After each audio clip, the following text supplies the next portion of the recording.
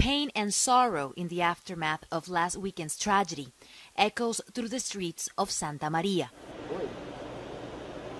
Distraught but determined residents gather in that very door where a deadly fire killed more than 230 people at the Kiss nightclub.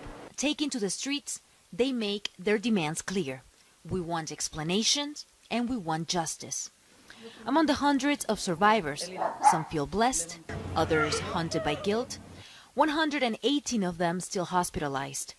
Some blame the authorities for not enforcing the legal capacity of the nightclub and not responding fast enough to the frantic stampede that killed so many club patrons. Some partygoers remember that very moment that a stagehand tried to put out the fire with a faulty extinguisher before chaos erupted.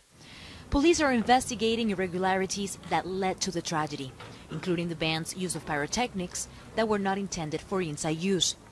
Late Tuesday, police released new video of the charred remains of the club that many of its young visitors have long referred to as the catacomb.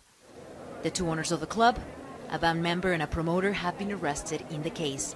Brazil's president told a group of mayors Monday of the indescribable pain she witnessed in Santa Maria and pledged to take steps to make sure nothing like that ever happens again.